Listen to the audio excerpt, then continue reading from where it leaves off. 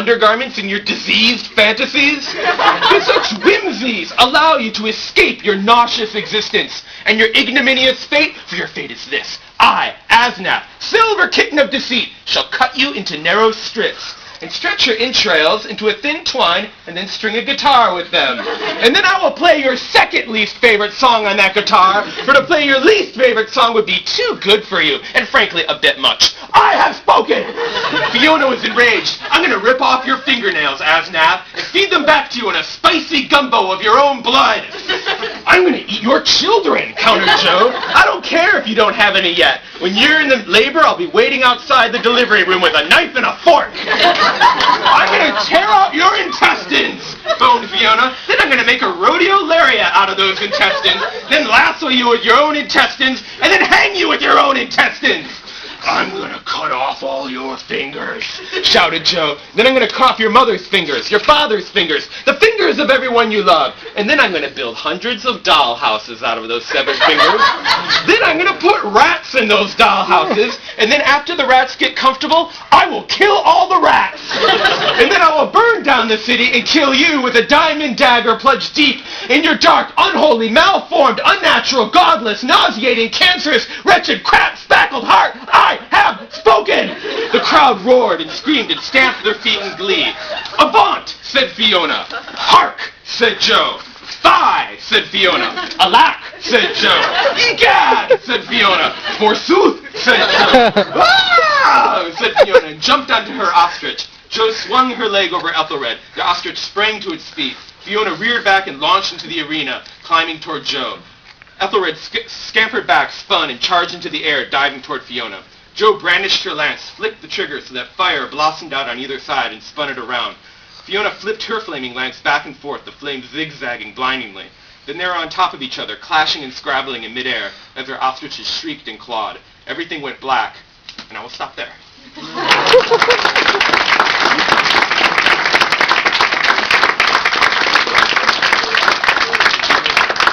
Thank you, James, for going to rest for a minute.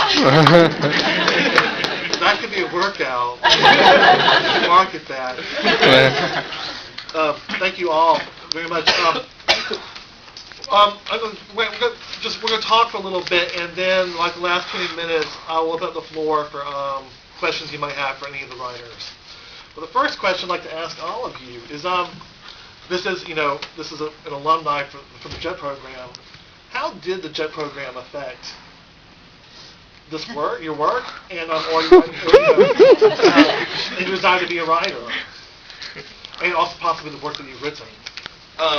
Well, actually, I wrote most of this book before I joined the JET program, but I had lived in Tokyo for a year, and so I'd already kind of and living in Tokyo was like the catharsis for a lot of the things in this book, because just as Joe, the main character, is in this strange new city with a lot of traditions and things she doesn't understand, and trying to make her way in it, I felt that way in Tokyo. And it's like, obviously the thing about like a politeness gun is clearly something that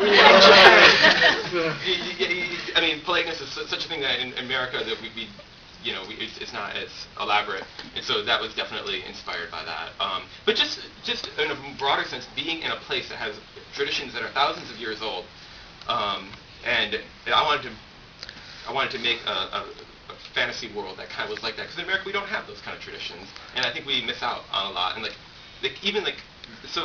going to in Eldritch City, there are a lot of like things that are like Matsuri and religious festivals, and that's something that I miss when I'm not in Japan. I loved those things, and we don't have anything like that here. Roland? How did the JET program affect? Yeah, it was from Aves, because you have different, because you're half Japanese. Right. Did the program at all affect, why did you do the program, actually? I came at it a bit differently, because I had already had some teaching jobs in the U.S. Mm-hmm. In fact, I had taught at Barnard College a writing course, and also Phillips Exeter Academy in New Hampshire, at the behest of my teaching mentor, who's here, Bill Hagen. He taught me how to teach, really.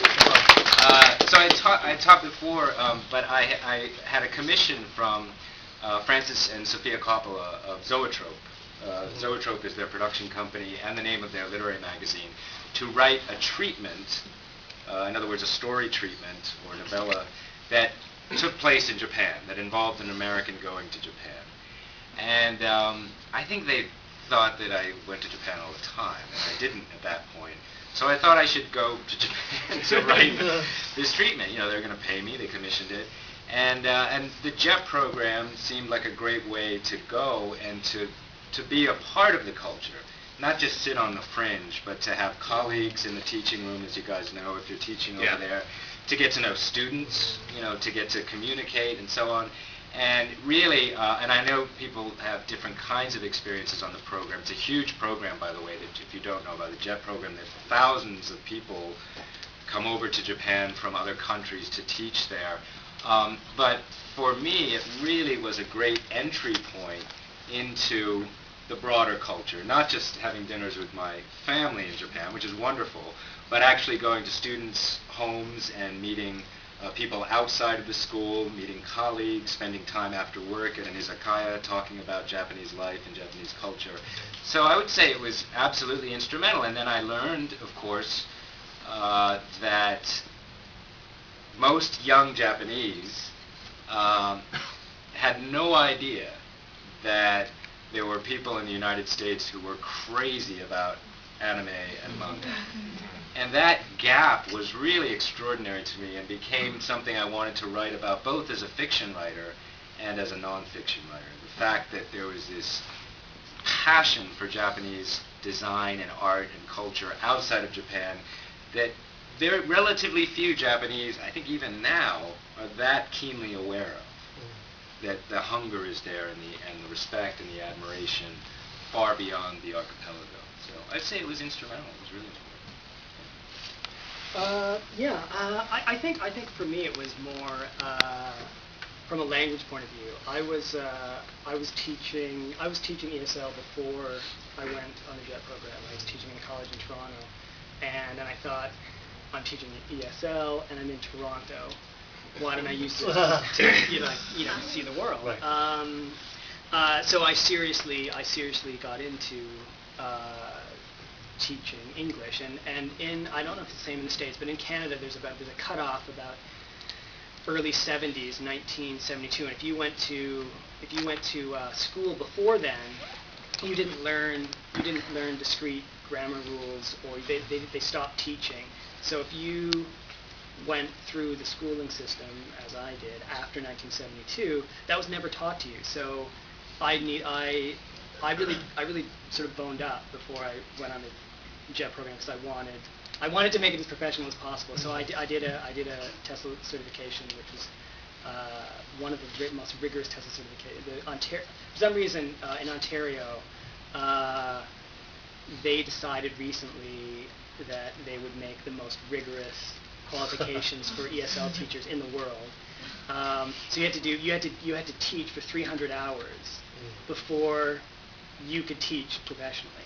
So you had to do like all the TESOL certification courses ended up being this is going somewhere, by the way.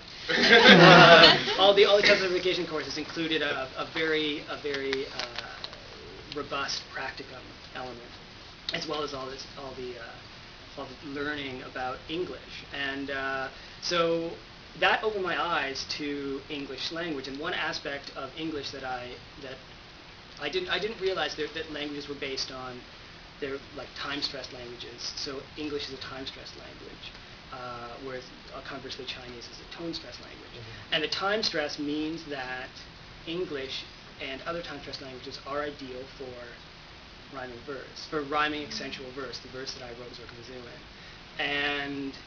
And that kind of planted a seed that made me wonder, would it be possible to write a really long, and it made me curious about that, and then said, well, if any language can do it, it would probably be a time-stressed language, specifically for accentual verse. It would be a time-stressed language like English. So yeah, I mean that, and then of course I started writing Zoku-Mizu while living in Japan. So at some level, my time over there was, being, I think, absorbed in language was a good it's a good. But did you actually work on the book while you were in school at times, or only after? No, since